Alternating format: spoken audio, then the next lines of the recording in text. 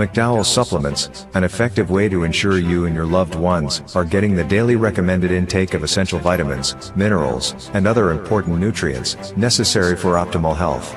Naturally, we carry an array of health and wellness supplements. McDowell's Immune Booster enhances your body's defense to fight colds and flu, boosts your immune system, prevents viruses and other airborne diseases. McDowell's Colon Cleanser prevents constipation, helps in removing toxins from the colon, detoxifies the body, and regulates your bowel movements. McDowell's Prostate Health prevent the enlargement of the prostate, improve urinary flow, and reduce frequent urination, especially at night.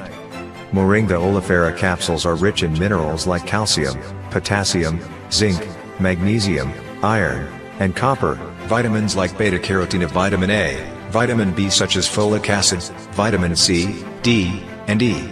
McDowell's Potassium Complex, used for treating and preventing low potassium levels, high blood pressure, preventing stroke, and aid in weight loss. McDowell's Triple Magnesium relaxes the muscles, relieves cramps and helps to control high blood pressure, improves sleep, and can calm the nerves. Magnesium is very important for the normal functioning of cells, nerves, muscles, bones, and the heart. McDowell's Ginger Turmeric helps to relieve pain, decrease nausea and enhance the immune function to help protect against illness and infection.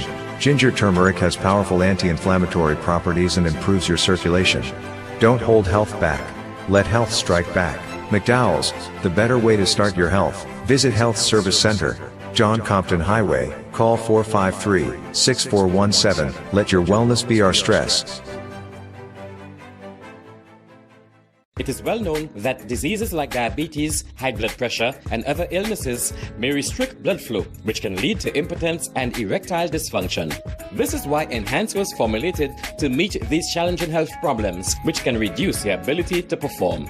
If you're having problems maintaining your manhood, then reclaim your manhood today with Enhance. Enhance increases your energy level, boosts your stamina, and increases your endurance. You can get your Enhance at Southwell VA4, Restorer Pharmacy Soufre, Knights Med Miku, Lay By Bar The Morn, Dexter's Place Jeremy Street Castries, Citygate Bar The City opposite the market, Plants Place Denry Highway, Arlette Supermarket Soufre, The Release Stress Bar Labrie Highway, Cool Joint Bar Victoria Schwazel, Prios Bus Stop 22, next to the Moshi Bus Stop opposite the Grosile Bus Stop.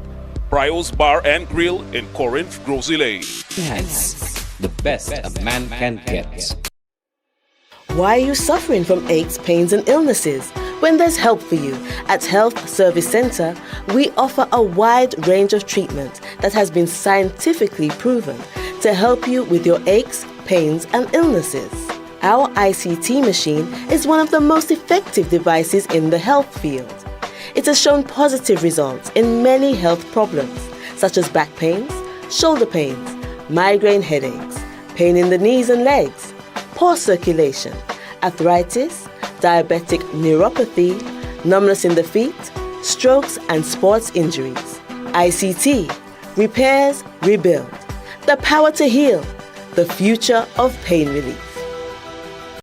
Live streaming has become one of the best ways to connect the funeral of a loved one with friends and family, both local and international. NBC Television will live stream your funerals on television and Facebook at a reasonable rate. With our state-of-the-art equipment, you can be assured that the quality of your funeral will be to your satisfaction. Call our office now and book your obituary and streaming with us. 758-453-7458.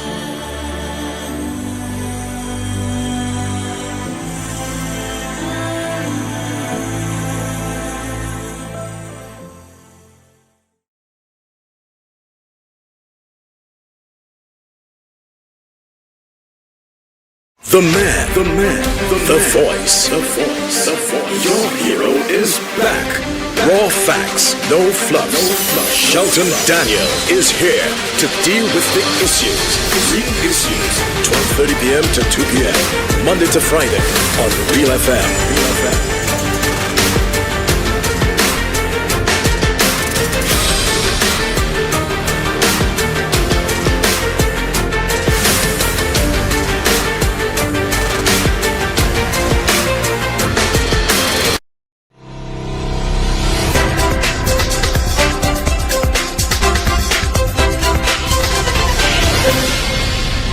Another wonderful Tuesday afternoon to you, everyone. Welcome once again to The Real Issues.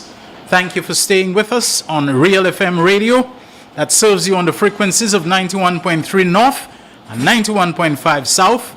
Also on NBC Television, channel 120, on the Flow Cable TV service. The Real Issues, your program which airs weekdays from 12:30 until 2 p.m. on these platforms, is also available on Facebook Live and YouTube live streaming. I'm Shelton Daniel, your host and producer, alongside my co-host and co-producer Terry Fenelon and our technical operator Alton Jaquan Joseph. I hope you're having a good day so far. My voice is a little elevated because we got to deal with some background noise, which is a wonderful background noise of the rain hitting on the roof and on the walls and whatever. It always sounds nice. Some people say that anytime it rains, it causes them to sleep better, to feel better and so on. I like it when it's dusty, that it washes, the dust out of the air, but we don't have a real dust problem these days. However, I'm also grateful for the fact that we have been warned about water shortages ahead. So if this is going to charge up our aquifers and our dams and our catchments and so on, then I suppose it is welcome.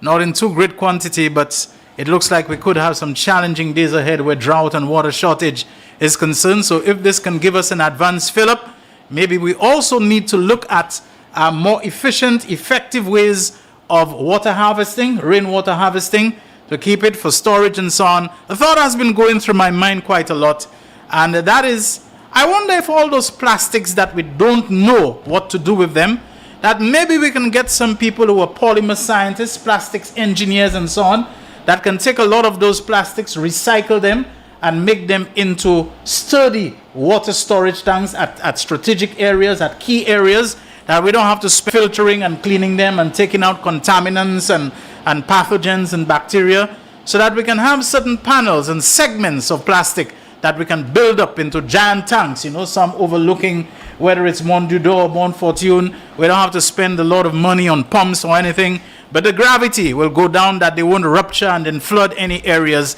And so sometimes, rather than put our hands on our heads in lamentation over the plastics, we can actually look forward to them and rejoice that we have more plastics. For it is a thought that has been going on. I get some ideas, some brainstorms from time to time.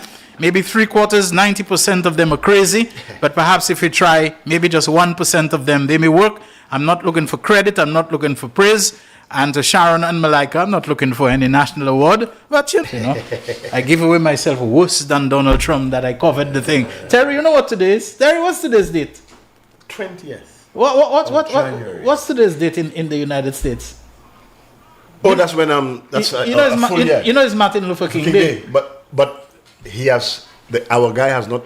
Our guy. He has not issued any proclamation. No, but it's Martin Luther King Day. Yeah. And what was one of the achievements of Martin Luther King in the 1960s? Yeah. He was awarded the Nobel Peace Prize. Man, let me tell you, you don't have to rub that in, man. I don't know if there are any other black Americans, apart from Martin Luther King and Barack Obama, who have been awarded the Nobel Peace Prize. Research, yeah? But given how much our fellow covets a Nobel Prize, to see the two black men, one of whom preceded him as president for 2 consecutive terms, which is the limit. He has 2 terms, but they're broken terms, disjointed terms and so on. I wonder today, that man must be feeling real awful, Man must be vexed today. Is that why he has not issued a proclamation as all the other presidents? He issued a proclamation by executive order. I hereby revoke this national holiday for Martin Luther King, and I will name June whatever as Trump Day. Because you're already in a lot of trouble. Let's not aggravate this guy. So you mean we have to butter him up. So you mean a SEAL Team 6 and so on? The fellas might land there and might take me.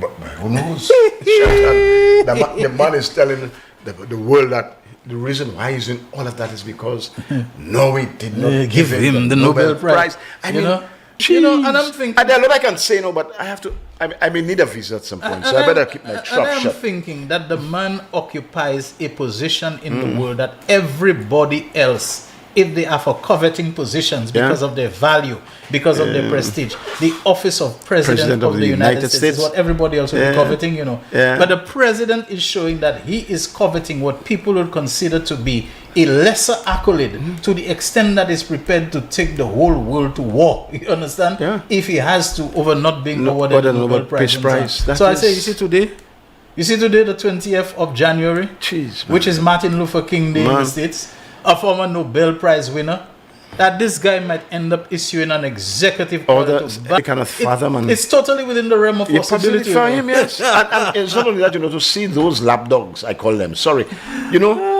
People who ought to know better. Lindsey Graham. Anyway, so let me leave American politics alone. No. Let me tell you something. We ain't leaving it alone. Terry, if you see, I already have an American visa.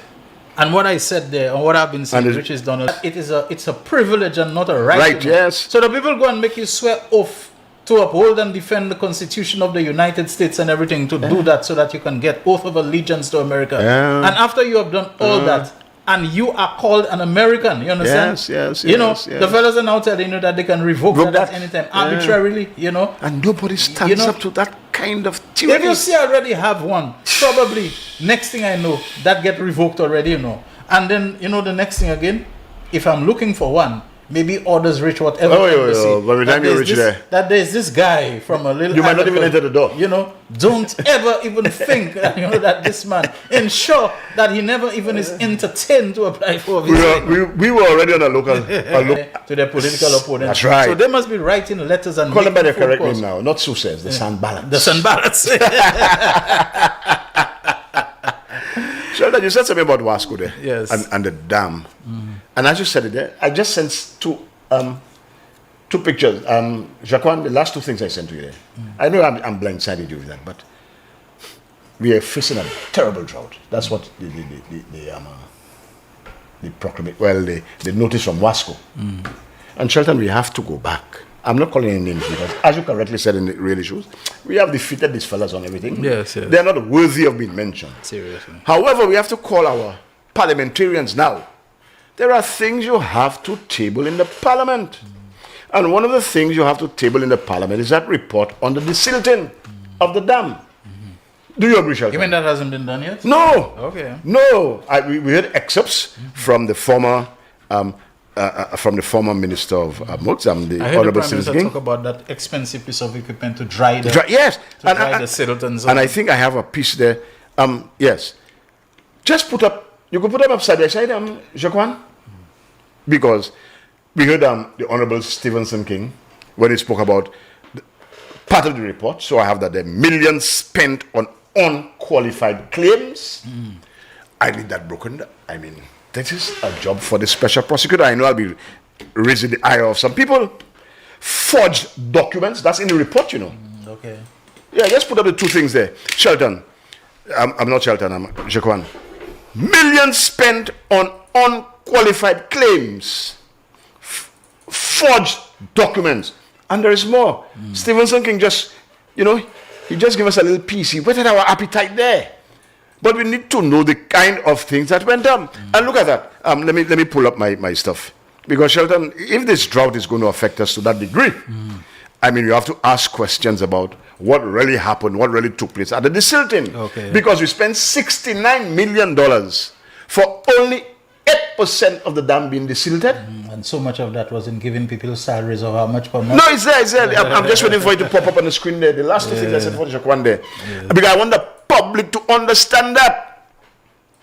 $69 million spent for only, at that rate, Shelton, you know what the dam would have cost us? Almost $1 billion. The complete desilting, almost $1 billion. $1 billion.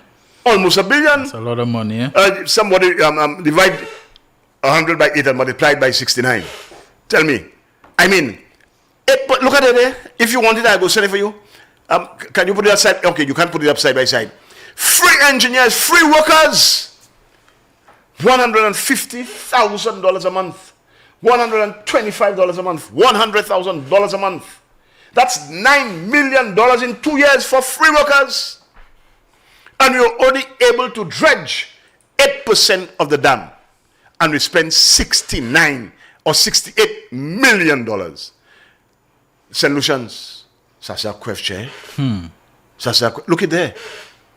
I have the little graphic because, some people are telling me, Fernando, as an educator, sometimes you just see the things and they don't see. So there are different kinds of learners.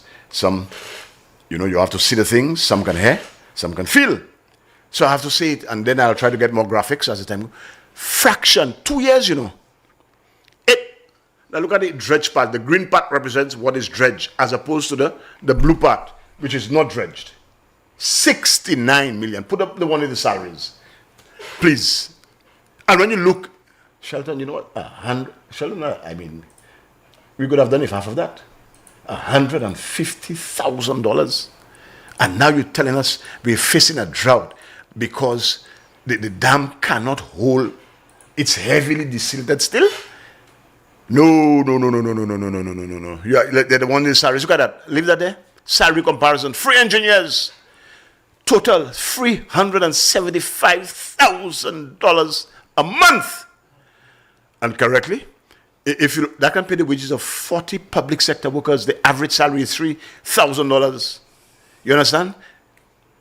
Look at that. So, I mean, I will send that graphic. I will send it out. Because that has to hurt. And we have to call upon who's responsible for Wasco now. Kifo! Release that report.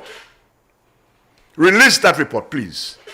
We must know what happened there for all that money that was spent. This is not good. This does not have a good look. I am telling you, I'm not saying there was corruption, but I smell a rat. I think I have something like I smell a rat. I'm first one, the guy first one. Don't you smell a rat? Shelton? I hope I never do. The smell of rat can't be a nice smell. I mean, you could play where I'm talking. Look at the salary comparison. I smell a rat. I smell a rat. I smell a rat. I smell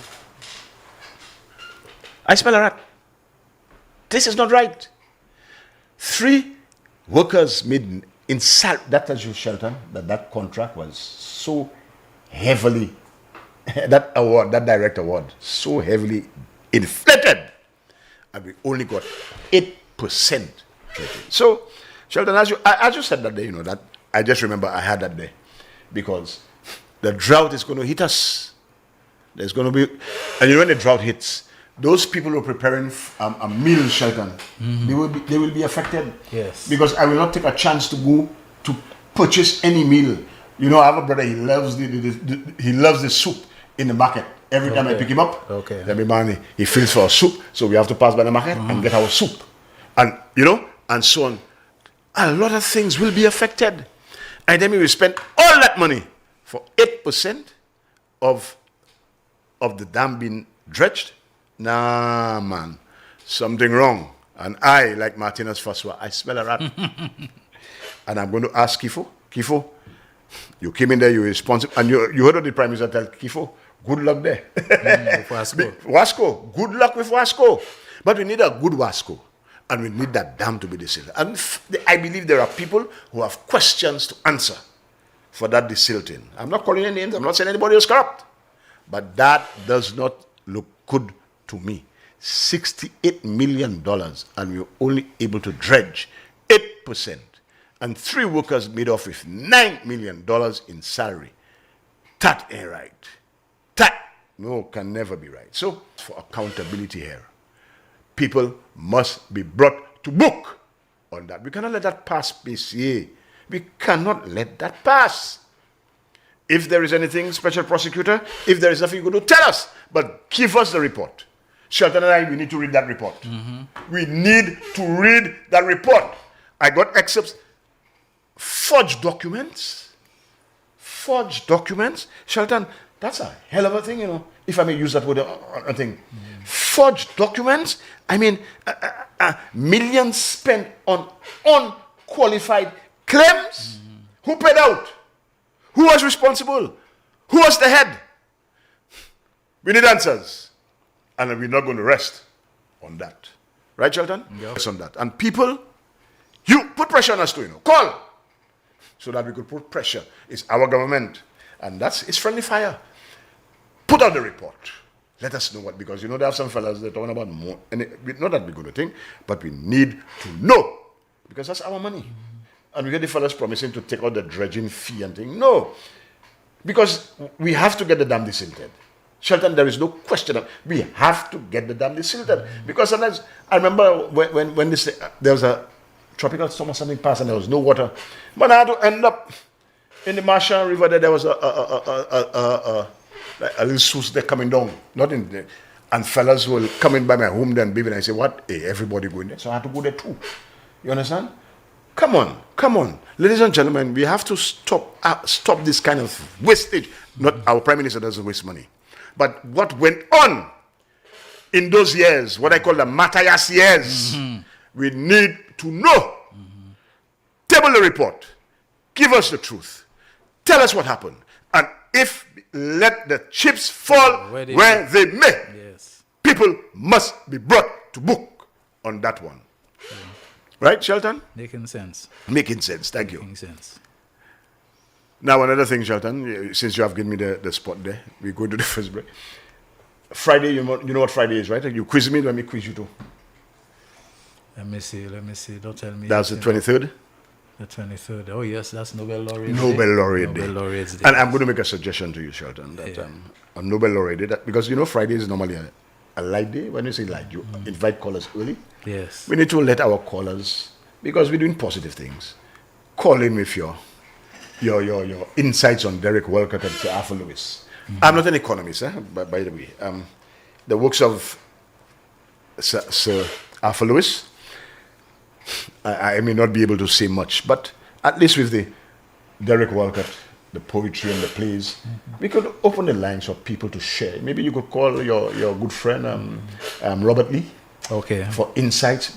Let us try to make the real issues on Friday Nobel Laureate Day, because all the schools will be doing it. And my favorite, one of my favorite poems of Derek Walcott is one that has not been published. Okay. Tell me about it. Boy, all these intellectuals can be petty like us. You know that, right? Well. And he has a poem. Yeah, human beings. Human beings. He has he had a feud with V.S. Naipaul. Oh, yes. Naipaul said something. And don't forget, Derek Walcott, when he was alive, was considered the greatest exponent of the English language. English language, yes. I think I still have the writings there. For sure. The greatest exponent of the English language. Man, Sheldon, you can get higher praise than that from the critics, But that's St. Mary's. 18 years old. 18 years old. At 18 years, what are you doing, Sheldon? That was quite advanced. Then. It had too much brain. Just look at the composition But and so on. That was advanced. After that, hot gospeler have leveled all but the churched sky. I rode by tail by tallow of a city's death by fire. It's only like tail by tallow, candlelight, the churched sky, the cathedrals the stood hills still of there, the clouds of flocks of faith. And, why should a man weep when his world's hello, this guy had too much brain. But I could tell you see, I'm a fella, I like Roro. So I like a good Roro, So he's, I think I forgot the year, he attended the Calabash Festival in Jamaica. And Michelle went to his, when I say Michelle, I'm paying tribute to one of my colleagues. Maybe I can call him. Macaulay Combi. We are taught at RCA. He likes to use that word. Michelle. Because Derek went before the audience there in the Calabash Festival. And he said, boy, let me tell you something. He had a poem to read because, he had that feud with Naipaul. And he says, man, should I? Many people consider Naipaul to have been outrageously arrogant. This Indian guy. And Derek said, boy, should I release that? And he says, man, you know Derek, to hell with that. And he read the Mongoose. He referred to V.S. Naipaul. And he warned the audience, it's about to get nasty. Now, when you hear a man like Derek says that, you have to brace. Yes. Because he's attacking Naipaul in verse and serious poetry, I have been bitten. I must avoid infection, or I'll be as dead as this man's fiction. That's the opening salvo. And he goes and he tears into Naipaul. Call them. I'm like, hello, you can't find that in print. You have to listen to that. Now, I've listened to it already, Shelton. I was trying to, I don't have time to do that. Somebody must do that for me. So if somebody has, you have the patience of Job to listen and, transpose that, that'll be nice. But this guy Sheldon was not easy. The feuds, and I heard this man use some F words there in an interview once. I was like, hey, so Derek. But we are proud of our Nobel laureates. And maybe Friday, the callers can come in and release and talk about, the Derek Walcott House. Yeah. Remember that was a major project. Yeah, the Walcott House. The Walcott House project. Mm-hmm. And you know what stalled that, Shelton? Yeah, Alan Chastney and the UW. Don't call his name. Use Grenson. You know what stalled that? They starved the St. Lucian National Trust of their subvention. And because of that, they could not continue with certain projects. And sadly, the Derek Walcott House, that project there on Chaussee Road, Grass Street, had to be stopped. And Sheldon, according to some people, but I passed there, Shelton, and I realized the building next to it, which was scheduled for demolition, has been torn down. So there's the open space. So I want to believe, that's my belief, I want to believe that this project, hopefully, will be back on at some time, because that building was earmarked for demolition so that it would not affect the Derek Walcott house there, where he was born, etc. So fingers crossed, I'm praying that the people responsible, well, it's our government, power, that the project will be back on, because I think it had the backing of the Taiwanese. Mm-hmm. It had the backing of the Taiwanese. And for spite, imagine that. Shelton, that's the same thing. Because you did not like Tulsi called you out, Mr. Tulsi, called you out on the foolishity that you were doing. You starved the National Trust of its subvention and the Derek. So I misbehaving. So Mr. Tulsi stood up for Pigeon Point. You're not blowing any hole in Pigeon Point, and so you starved the National Trust of funds. And Derek Walcott project was stalled. Certain question. But we will have that project, and we'll be seeing tourists there. People wonder why Grass Street, but that's where he was born. That's his house. And the man was on his wheelchair when they opened up.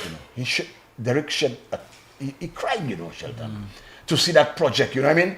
He cried. He was in his wheelchair. He cried. He couldn't believe. He has been honored like that by his people.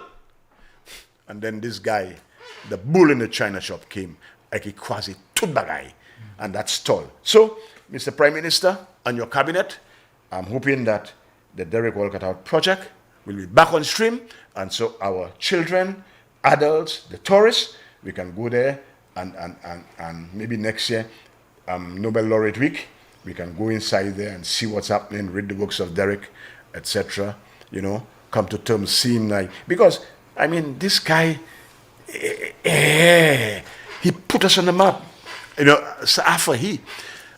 All so right, we did that. We're at 1 o'clock now. Right. Real Issues powered by Blue Waters. We'll go for a break, but not before I read a couple of messages that I just received, because they're so relevant to what you were talking about. Yes. Shelton, we also need to question the capacity of the sediment disposal area, which is used to transfer the silt from the dam. Right. It is full, and if so, what is being done to clear it? Yeah. Because if you don't do that, chances are, in any severe weather events, such as the one that caused the problems in the dam, I think it was Hurricane Thomas and so on, you might end up finding silt that you have removed through inundation or whatever it is, at least some of it making its way back, if not into the dam, but into the Roseau River. And then heavy siltation can cause its own problems downriver and so on for farmers and for all. Remember after the same Hurricane Thomas, how the Bexon River in the area of, Bexon Labby and so on, how that riverbed rose right to the level of the road because of silt deposit and so on. So that's a good point, message writer. And she says after spending about $20 million on that SDA, it is already obsolete. What SDA in that instance? Silt, whatever. We're not too sharp on that. But after spending about $20 million on that SDA, it is already obsolete. We must dig very deep into that dam project. Pun intended. Yes. Yeah. All right. So we take a break, and when we come back, Terry will continue. I got a message about the Martin Luther King. It was yesterday. Yeah, let's not make a big deal about it. Yes. I'm just off by one day. People are firing messages left, right, and center. The fact is, we are in the Martin Luther King observance period and so on. Instead of the 20th being fixed day, I think the first day it was on the 20th, so that kind of stuck in my mind. Is that it is the third Monday, I'm told, of January and so on. But let's not get hung up on that, okay? My bad, I'm sorry about it. But you know, some people, they're making it too much like it's a sin unto death that has been committed. I accept I made a mistake, but it ain't all that. Okay, we'll be back shortly. The man, the voice. Your hero is back. Raw facts, no fluff. Shelton Daniel is here to deal with the issues. Real issues. 12:30 p.m. to 2 p.m. Monday to Friday on Real FM.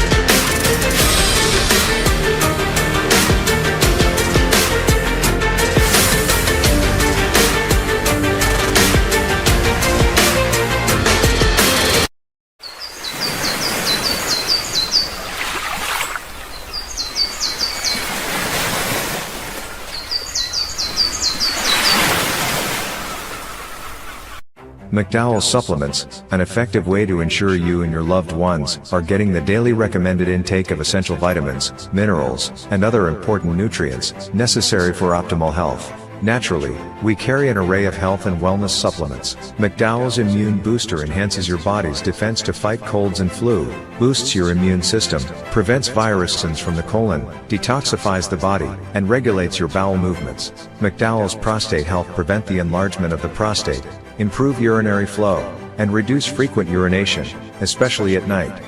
Moringa oleifera capsules are rich in minerals like calcium, potassium, zinc, magnesium, iron, and copper, vitamins like beta-carotene. McDowell's Potassium Complex, used for treating and preventing low potassium levels, high blood pressure, preventing stroke, and aid in weight loss.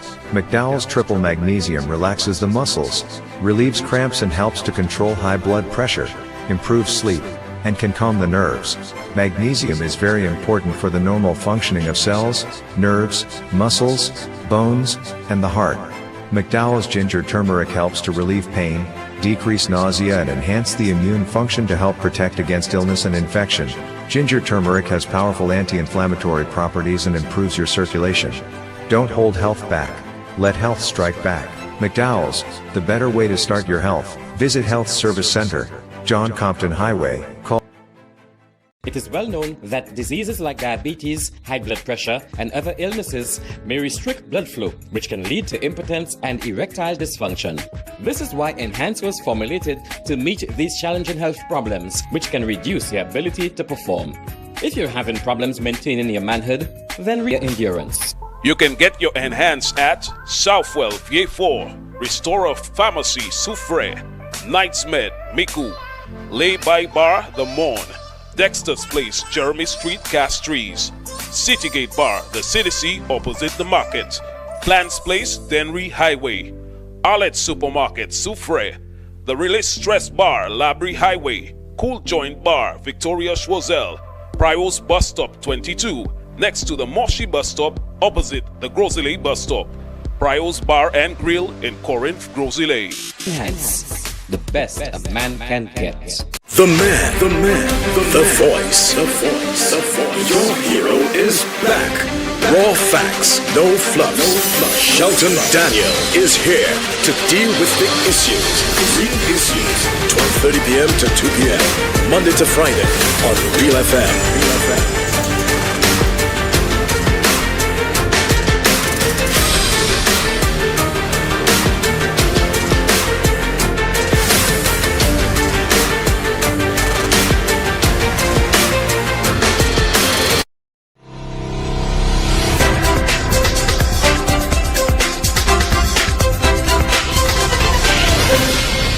Real Issues powered by Blue Waters with me, Shelton Daniel, alongside Terry Fenelon on this Tuesday. It is the 20th of January 2026.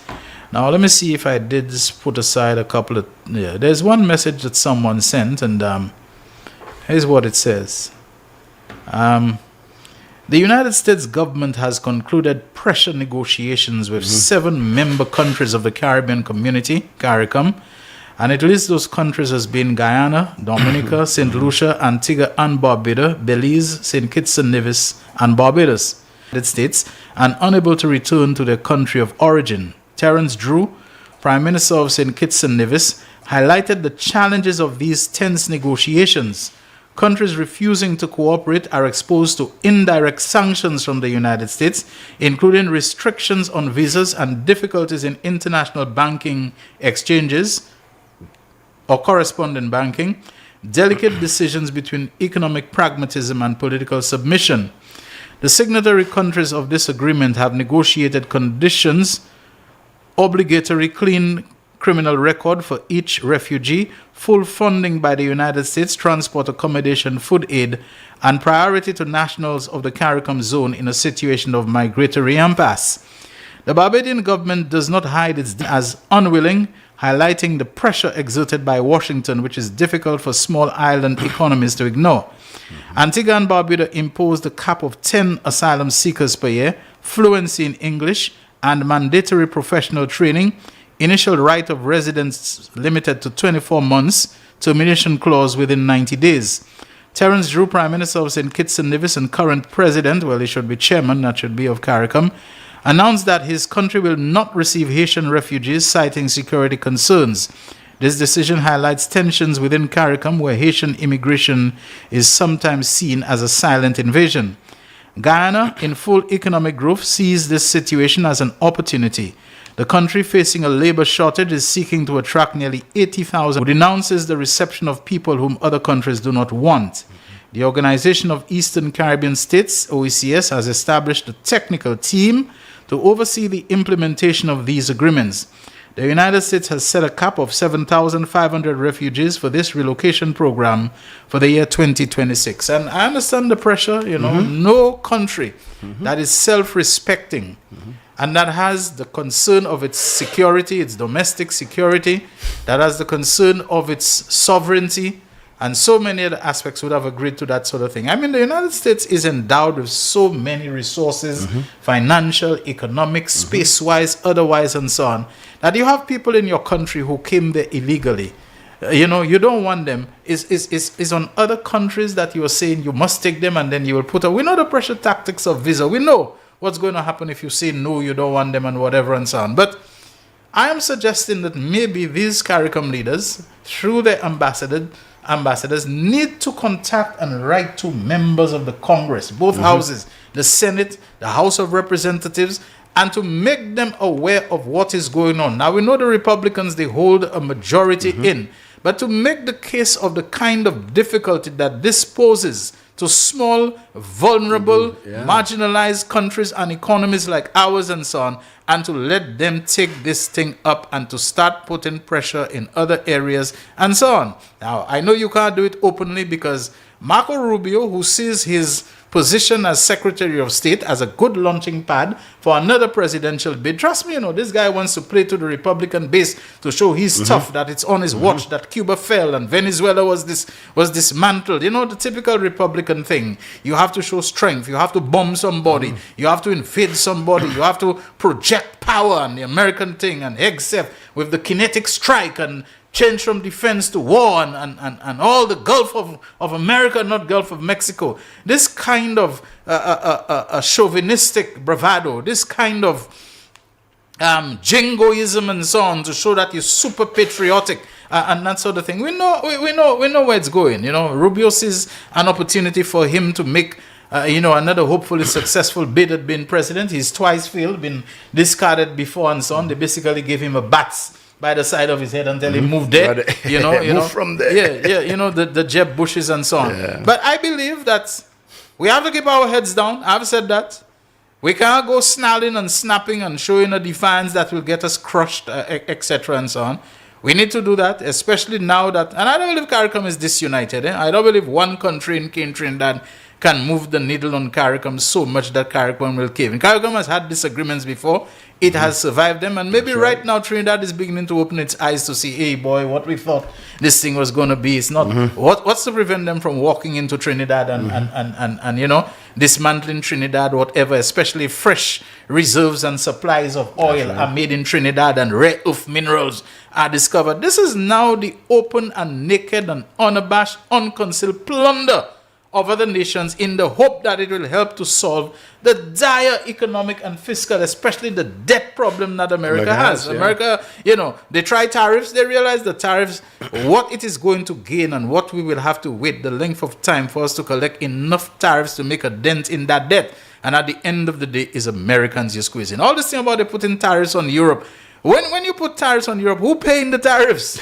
It's American consumers, it's American importers who paying the tariffs. It's your own people you're bleeding. So they have probably come to the realizing that those tariffs are fundamentally a failure. They misguided, they misconceived, they misdirected. They're not going to achieve, they're not going to move the needle on that $38 trillion that's climbing by $1 trillion each year and so on. So now go for the direct plunder of other nations and to control them, either to cap their oil wells so that your oil will sell more. And you know, there's a whole lot of gamesmanship that's going on there. Things are, it's not that they want to take Venezuela's oil, so now they want to stop it. China getting too much cheap oil from Venezuela in exchange for debt. So if we stop China from getting that oil, we will have a greater advantage over China, and China may have to come to us and beg for oil and this and that and the other. You know, the same thing they did to Japan back in the 1930s, which is why Japan felt pressured. That if they were to be able to, I'm not saying Japan was right, you know, but this is all the thing. Oil embargo was put on Japan, and the Japanese just felt they had to lash out. You know, this is the history behind Pearl Harbor. It's not a case of Japan just watch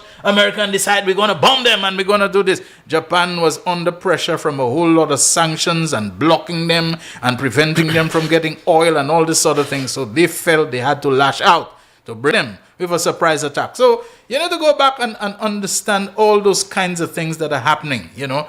So, you know, I mean, come on, you know, making people take people that you know, it's a criminal act.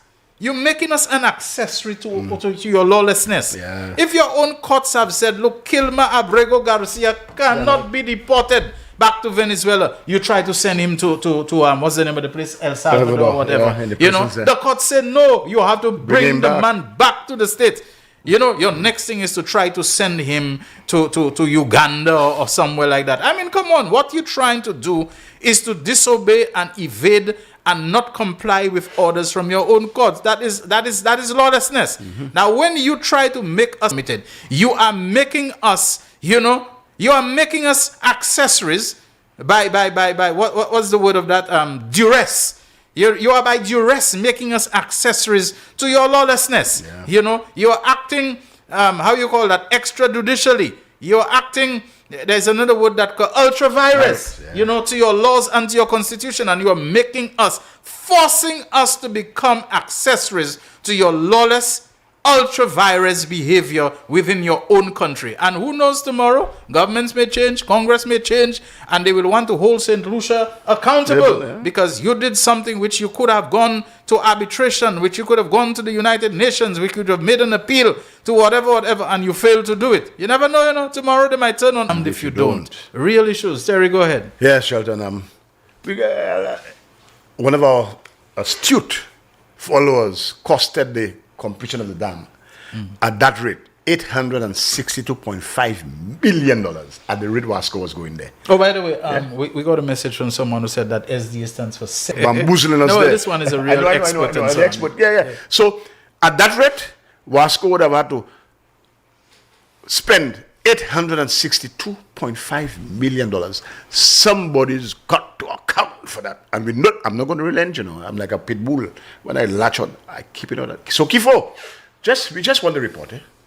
Let us see what's there. If this special prosecutor do it, fine. Now let's go to our feel-good, because, Sheldon, we have to have feel-good stories. And I told you already, Philip J. Pierre is the one leading. People talking about Mia Motley. Mia Motley, yes, great orator on the world stage. I admire that. At home, Philip J. Pierre is the man who has the policies they put in place, and everybody copies from him.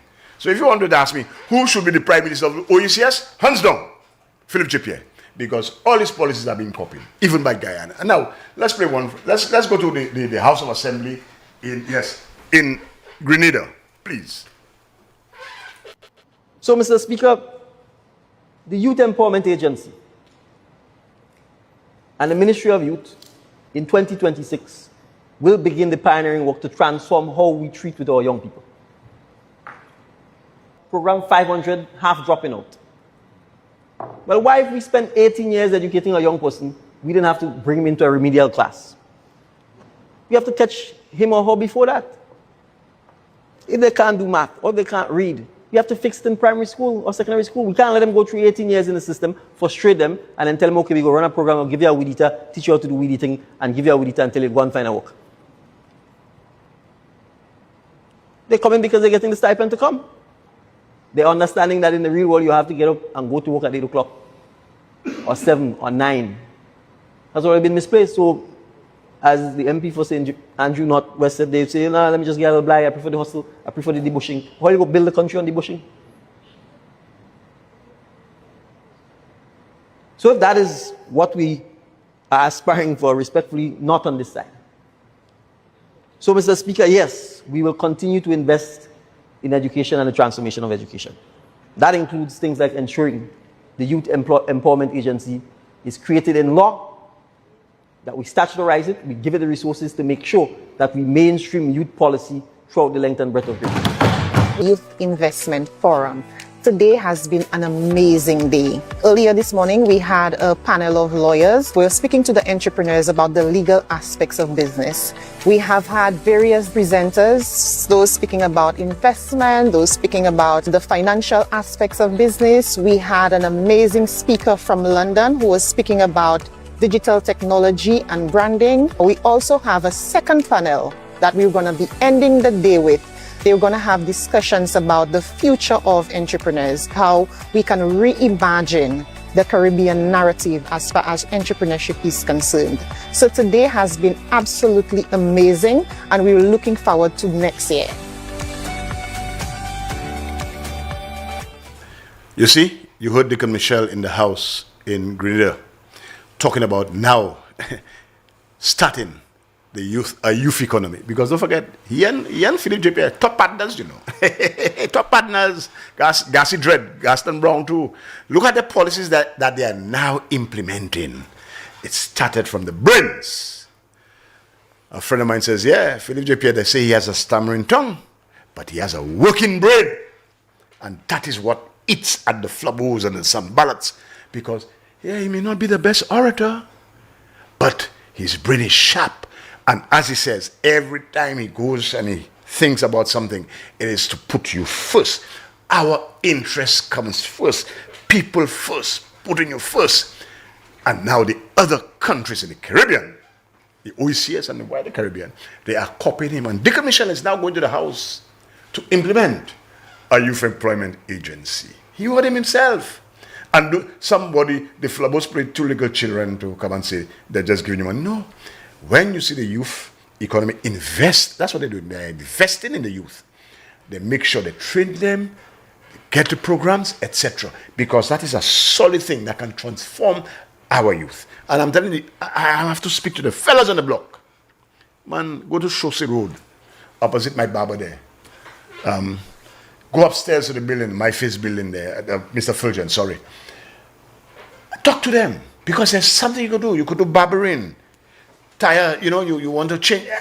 Talk to them. They will assist you. So you could be meaningfully employed, gainfully employed. So you don't have to rob people like those fellas who went to rob, and kill somebody in the process. We don't want that. We want our youth to be productive members of the society. And there's an avenue, there's an outlet for you to do so.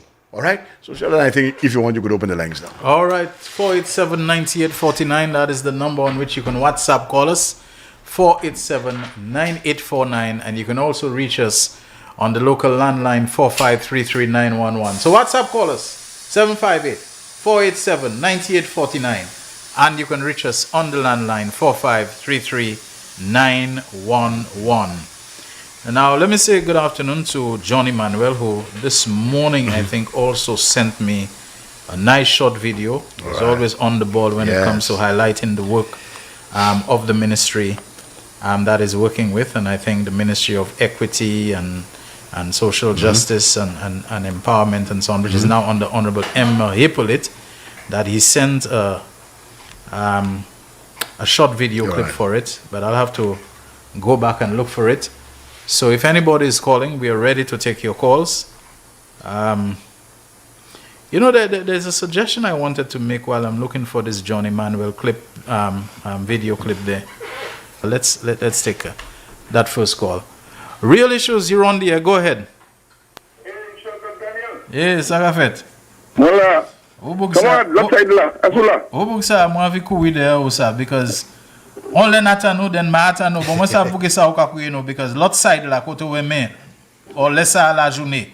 Moi apprendre que yo a tête toujours yo pour ça vie commencer ça yo ka faire ça ou ka changer nous. Ou ka parler avec Timati? Non, pas non best man, pas même moi toi ka ça. Moi Timati.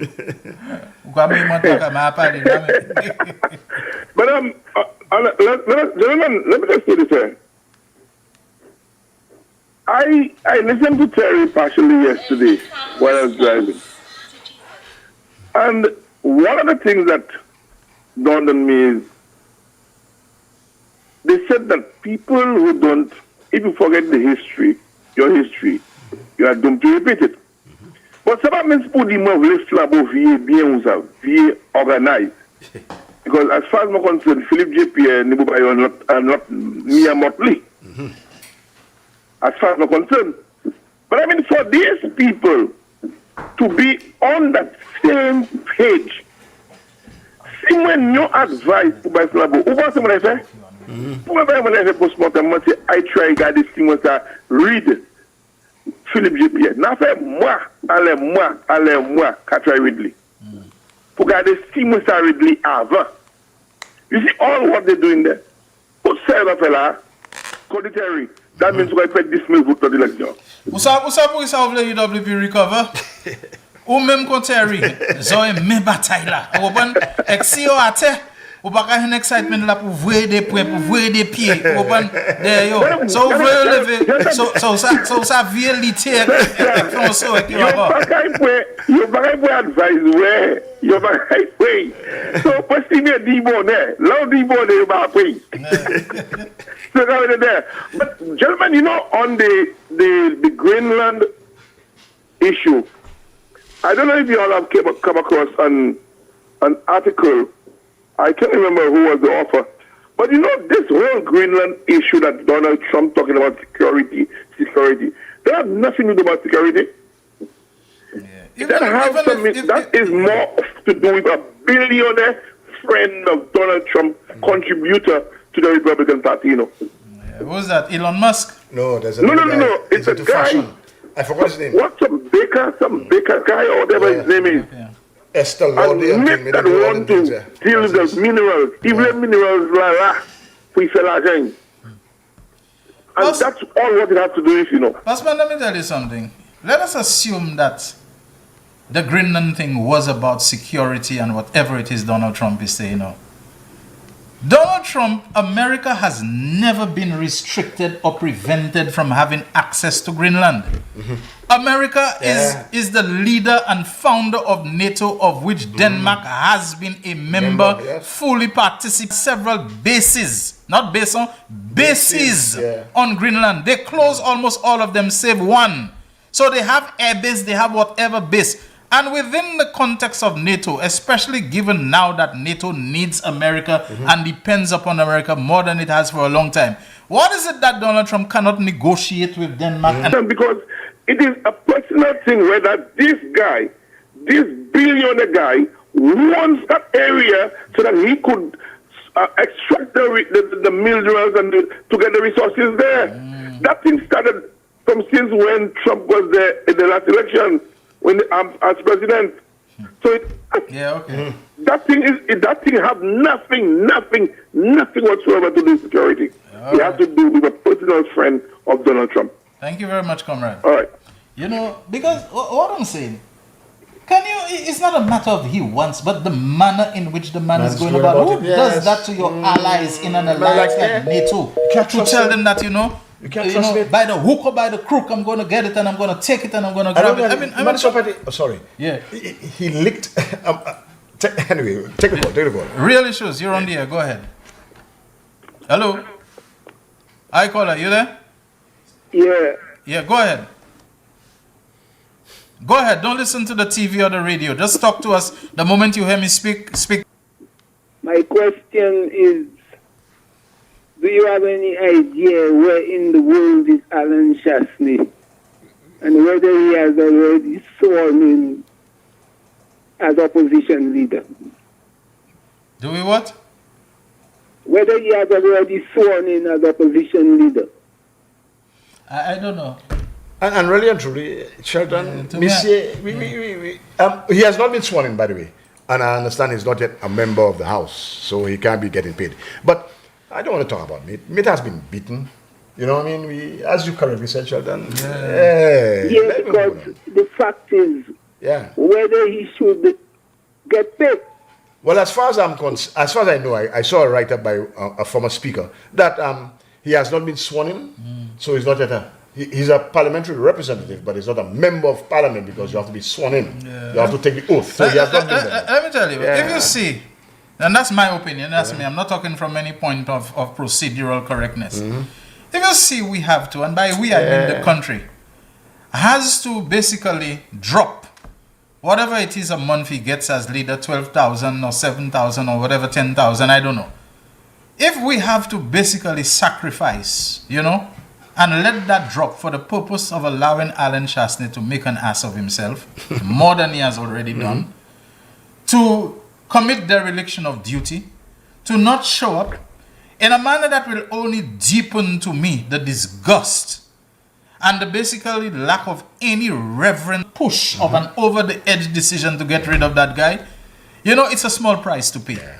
If he doesn't want to show up and do his work, he had already done a terrible job in the last term, leaving parliament every time to go on radio station. When he come in, rather than advocate for his people, is always trying to get into a script with Claudius Francis and to try to see who he can embarrass and whatever, playing cat and mouse so that he makes sure he speak after Richard Frederick and this kind of nonsense he's doing. If you want to go, as the old people would say, if they continue as même son, to me, 10,000, 12,000 a month is probably a small price to pay.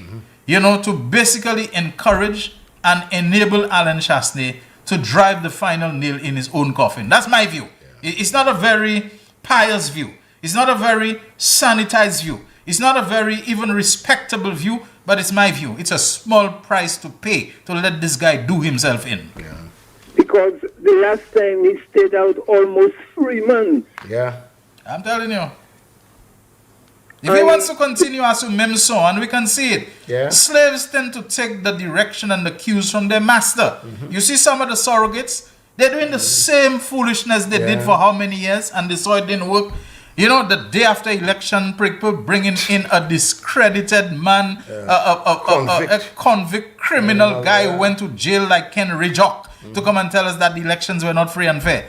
And then you have an electoral commissioner, a member of the electoral commission, picking it up, writing to the commission of which he's a member, to say, and what is his reference? Not his point of reference of many different sources, One, a single source reference. Ken Ridjock said this and that, and we need to look into it. When you see people like that are doing the same thing that they did over and over, but yet they want to present themselves as being knives that are so sharp in the draw of being pundits and so on. To me, you let them go along. Because when they don't feel the push of resistance and opposition and refutation, you don't refute, you don't rebut them and so on, they tend to feel that, they're on a roll, that they're heavy, that they're good, and then they just go on to more disaster and calamity in what they're doing, and the result will be even worse the next time. At times, the best way to defeat your enemies is ignore them. Let them believe that they all nice and dandy and they're going good, and let them continue to make an ass of themselves. Because all parliamentarians are already sworn in. The people of Miku South have no representation. Yeah, but Miku South, despite the lack of official representation, they will not be neglected. They will not be. Yes. Have you seen this government, which has won a 16-1 majority? How they off now? They're looking to solve water problem. They're looking for Hiwan Nora Airport. They're looking to complete the transition from St. Jude. To do whatever for OKU Fifth Finger, the roads, the water. They own everything they're pursuing now. Go continue where we left off with youth economy, with the education system, the reopening of school. They don't have time to rest. The police and so on to try to raise the game when it comes to our security and law enforcement and so on. It's like they win an election, but you don't see any trace of complacency in them. They out to handle the challenges and the problems of the state. They're not letting election victory cause them in any way to lie down or anything like that. They're not doing that. So you see the fact, and I think a lot of people, we miss the little cues. Philip J. Pierre don't have to spell out everything to us, There is method. There is no madness. Why do you think he appointed one of the election? Yeah, it's the only one that lost. But Chandali Harak Singh was purposefully appointed not just as a senator, but as a minister with no named portfolio in the office of the Prime Minister. My strong feeling, and I say it without fear of contradiction, that Philip J. Pierre has so appointed Chandali Harak Singh so that she can, as praying people tend to say, stand in the gap. Outlandish deficits in the man who officially occupies the position, because Pierre knows that he will continue along the same path, along the same merry way. So let Shanda be at least some eyes and ears for the people of the constituency, so that they are not unrepresented, even though they will be underrepresented because of the underperformance of the formal official member of parliament for the place. But she will play the role of standing in the gap that has been left wide open by Alan Chasney, and he'll continue to do so. Yeah, it only goes to show this man have no respect for our nation and our country, and also for his constituency at large. Yeah, thank you. All right, calls, and I'll try to get into some of your messages as well. That's right. The voice. Your hero is back. Raw facts, no fluffs. Shelton Daniel is here to deal with the issues. Real issues. 12:30 p.m. to 2 p.m. Monday to Friday on Real FM.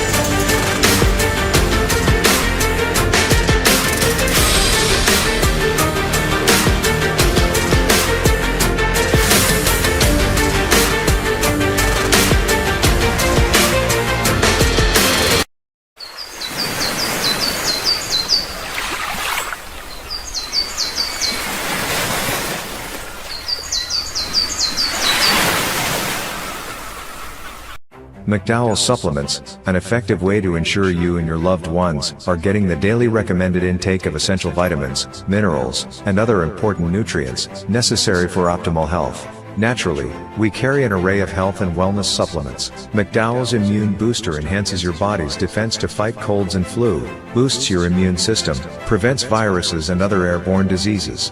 McDowell's Colon Cleanser prevents constipation, helps in removing toxins from the colon, detoxifies the body, and regulates your bowel movements. McDowell's Prostate Health prevent the enlargement of the prostate, improve urinary flow, and reduce frequent urination, especially at night. Moringa oleifera capsules are rich in minerals like calcium, potassium, zinc, magnesium, iron, and copper, vitamins like beta-carotene, vitamin A, vitamin B such as folic acid, vitamin C, D, and E. McDowell's Potassium Complex, used for treating and preventing low potassium levels, high blood pressure, preventing stroke, and aid in weight loss. McDowell's Triple Magnesium relaxes the muscles, relieves cramps and helps to control high blood pressure, improves sleep, and can calm the nerves. Magnesium is very important for the normal functioning of cells, nerves, muscles, bone, and enhance the immune function to help protect against illness and infection. Ginger turmeric has powerful anti-inflammatory properties and improves your circulation. Don't hold health back. Let health strike back. McDowell's, the better way to start your health. Visit Health Service Center, John Compton Highway. Call 453-6417. It is well known that diseases like diabetes, high blood pressure, and other illnesses may restrict blood flow, which can lead to impotence and erectile dysfunction. This is why Enhance was formulated to meet these challenging health problems, which can reduce your ability to perform. If you're having problems maintaining your manhood, then reclaim your manhood today with Enhance. Your Enhance at Southwell VA4, Restorer Pharmacy Soufre, Knights Med Miku, Lay by Bar The Morn, Dexter's Place Jeremy Street Castries, Citygate Bar The CDC opposite the market, Plants Place Denry Highway, Arlette Supermarket Soufre, The Release Stress Bar Lab to the Moshi Bus Stop opposite the Grosile Bus Stop, Prio's Bar and Grill in Corinth, Grosile. Enhance, the best a man can get. The man, the voice. Your hero is back. Raw facts, no fluffs. Shelton Daniel is here to deal with the issue of Real FM.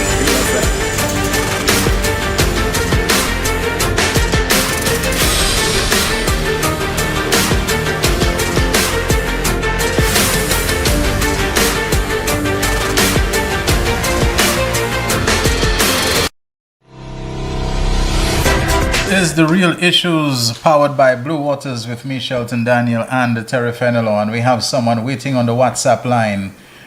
You're on the air, my friend. Go ahead. Yes, good afternoon, Shelton. Hi, good afternoon to you. Good afternoon to Terry. Good afternoon. Friend. Okay. Now, my brothers, I need to address Wasco. This situation is much more grievous than we perceive.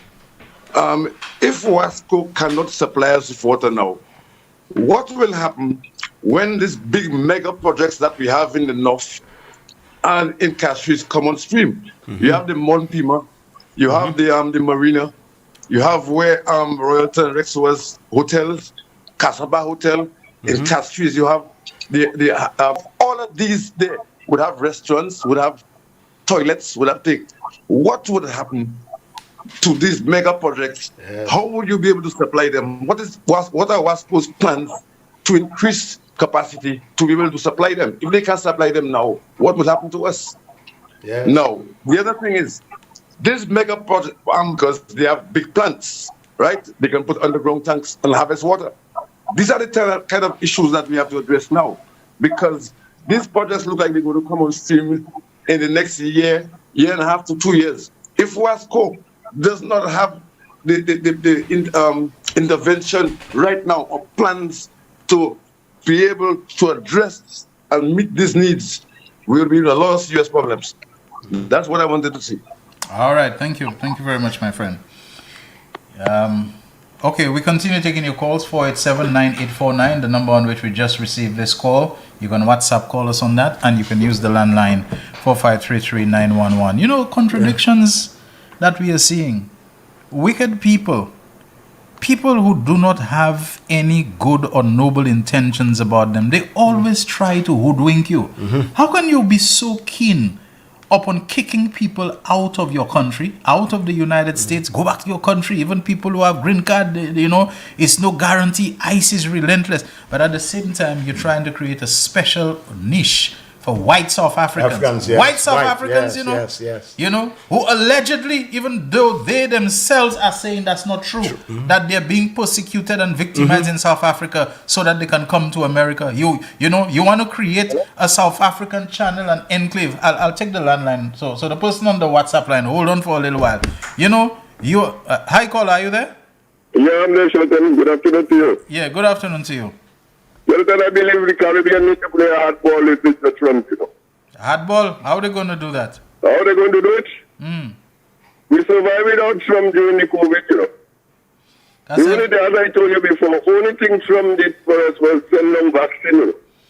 The people that assisted us was the Colombians, the Venezuelans, Cuba. Cuba sent nurses down in a pandemic, you know.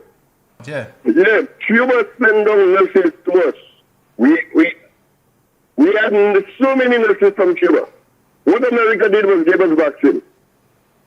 Vaccines, you know, and they gave us a second-hand vaccine. They never gave us things that they would give to the people. They treated us, our prime minister, to stand up and we'll stand behind him. Why do we need America? But America needs us as well. I wouldn't say, people would say, well, why are you going to that? America don't need us. That's our country's paradise. Are you there? Yeah, we're there. We're there. Our country is paradise. West in the West. You know?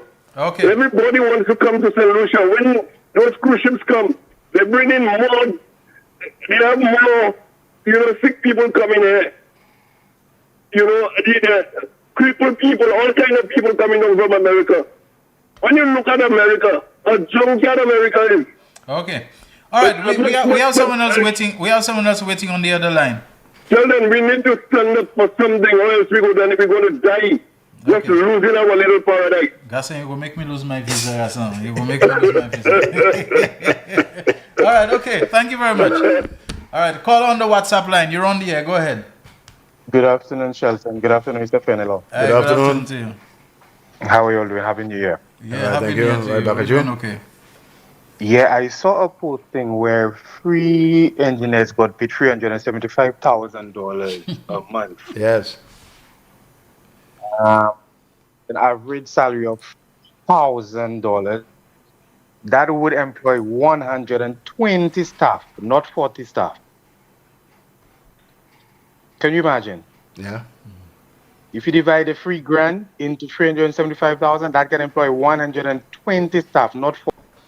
Okay. Go ahead. Go ahead. Just go ahead with your point. I just want to ask, who is answering, or who will be made to answer for that wastefulness that happened there with the dam?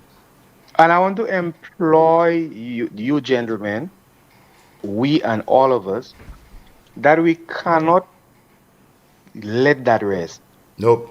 Someone has to answer, or some people have to answer for those multi-millions that were just squandered. It went into somebody's account, it went into somebody's pocket, it went into somebody's briefcase. If people do not answer for that, how do we expect for stuff like that to not happen again in the future? Okay?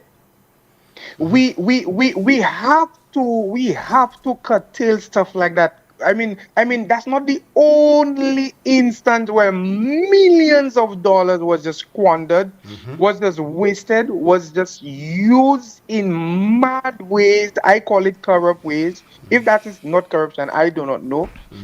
How do we expect to stop this type of stuff when there are people in the country that need those monies, that don't even know how the next meal may come? And if we do not send the strongest message, if the prosecutor cannot bring those things to justice and have people answer to those things and have people made to pay and have people to pay back those money to the treasury, then it makes no sense if we talk about corruption, stopping corruption and lawlessness and those type of things. Right? Those things will continue unless people are made to answer, people are jailed, people are made to be paid back to the treasury, the properties or whatnot is confiscated, whatever the law will provide, the law has to go down on those people, whoever it is, for stuff like that to stop. I always keep making a reference to the case of that place where the Prime Minister turned a slum country into a first world country. Singapore. I keep referencing Singapore. And we have to go the way of Singapore. Okay? And somebody has to stand up for it. I implore the government, I implore the Prime Minister, it may not all happen at once, but we need to address those things head on. And we need to address the lawlessness that is happening in this country. Gentlemen, I thank you. All right. Thank you very much. Thank you very much. Like I was saying a little earlier, Terry, I didn't have time to get to the point, but I suggested once to the head of the CIP, an African guy, well, he had lived in Canada, called Antigua. Yeah. And I said, Chekwe. Chekwe was his name. And I said to him, a very intelligent guy, lawyer, constitutional lawyer, whatever, and so on. I said, why don't we, as part of the CIP, issue what I termed a differentiated passport? If it is security that America is concerned, that under our CIP, when someone becomes a citizen, a St. Lucian passport they have, that's right, and the person cannot be traced because they're coming from St. Lucia, but the background and thing, they say some things may have escaped us from Iran or wherever they come from. So why don't we put a differentiated passport which says citizen of St. Lucia, citizen by birth, citizen by marriage, citizen by investment? Because when you apply for your passport, you have to say what citizenship you're by. And in the case of you and I, we put citizenship by birth. Yes. Check told me, look, if we do that, we will find ourselves in what I call constitutional hell. Caller, hold on for me, please. A constitutional hell. Because if you're a citizen, you're a citizen. So I don't know whether we can revisit that, whether we can issue differentiated passports, so that when America or whoever scans it, they will see that the individual is, call it, or by birth.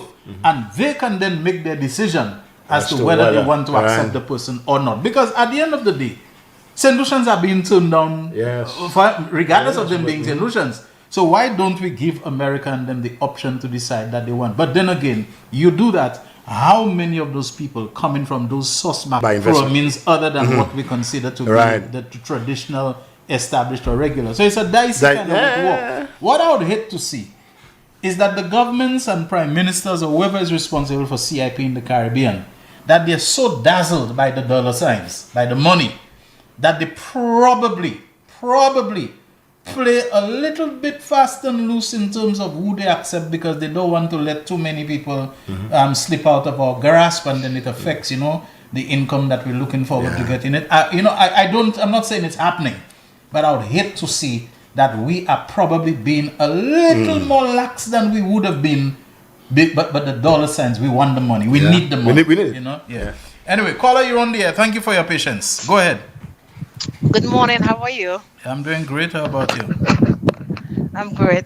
I heard a gentleman's discussing Greenland and why Donald Trump wants the place for his friend.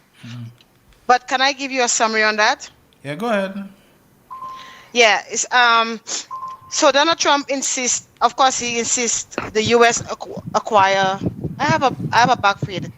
Can you hear me double? Yeah, I'm hearing you. Okay, no, there's no double, but there's a little thumping noise where like you are. A fan or something. Yeah, but it's not preventing us from hearing you. So go ahead.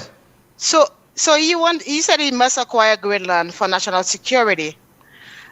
And what he did is what is necessary for his choice of military force. If he cannot take it by force, he will use military force to take it, right?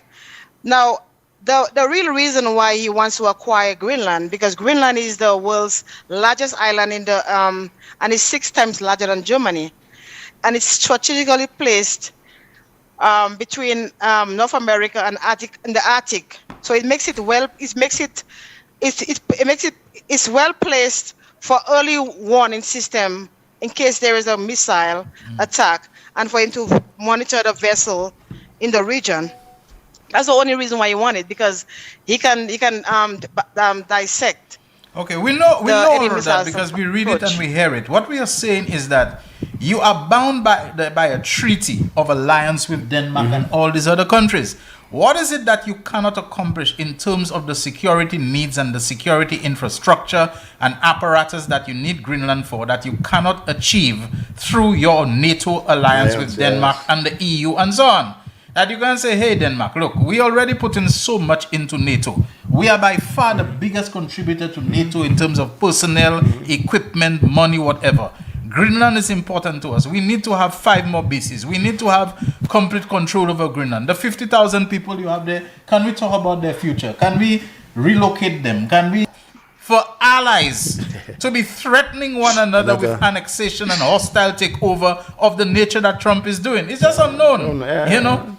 You already have access to Greenland. You have a base there. You had so many bases. You decided for the sake of cost and so on that you're going to shut down how many of them. You can tell Denmark, look, you see the bases we closed in the past? We need to reopen them and we need to double them or whatever it is. You're going straight to ground, in terms of the fight. You're going to DEFCON DEFCON 1 in terms of going basically nuclear on them, on your demands and so on. There's something different and something awfully wrong about Donald Trump. Something wrong. One of the reasons this guy wants to go in the book of either the best prime minister or the worst prime minister. He wants some history. He wants to go down in the books as with some history, and he likes that.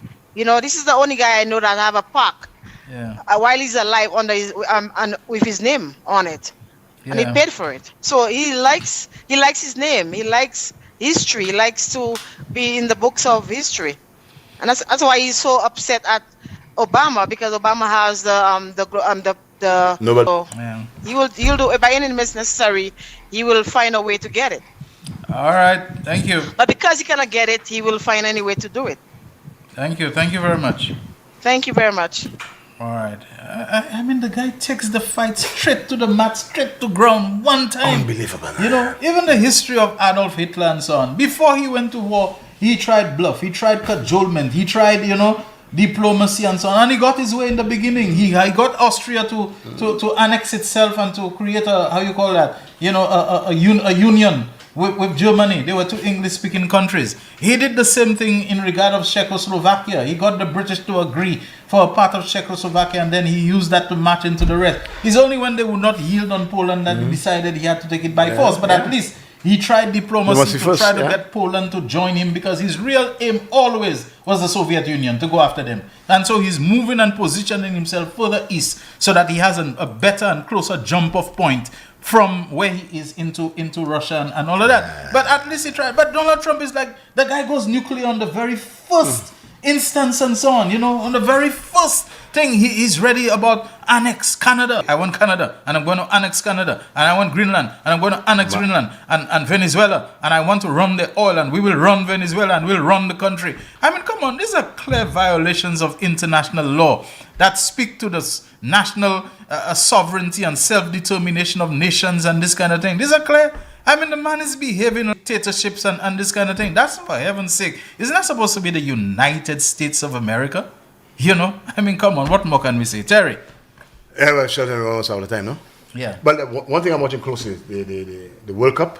Yeah. A number of teams have this, they are threatening to boycott, and I think that would be a slap in the face. That's a good way to go, because if you have banned 75 countries, including St. Lucia, from traveling, those countries who are on the list, they're figuring, our supporters can't come, so we might have to boycott. And FIFA gave him a peace prize, a medal and stuff. They have to rethink that. And if Germany and the other countries, England and say they're not going to play in the World Cup, FIFA will have to move it around. And so that will be a slap in his face. Now we're almost out of time, but I have to make a correction, Shelton. Boy, on Saturday I went to my bar, one of the bars on the Strip. You have to come there. Today is Tuesday. It's South. When is the Strip? My Adilek Strip. That's a strip. Everything went to a bar. Anyway. Yeah, Hazel and George's. It's no longer Hazel. Hazel and George's, my South.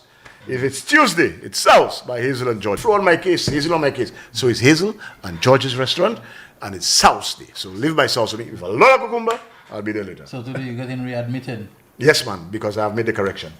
Peace out, Terry, thank you very much as always. Yes. Once again, thank you very much, Jaquan. Great job at the controls. Yes. Thank you, people, for having been part of the Real Issues today. Let's hope we can do it again tomorrow, same time, 12:30 to 2, on Real FM radio station, NBC television, Facebook, and YouTube live streaming. Real Issues, powered by Blue Waters. Shelton Daniel signing out.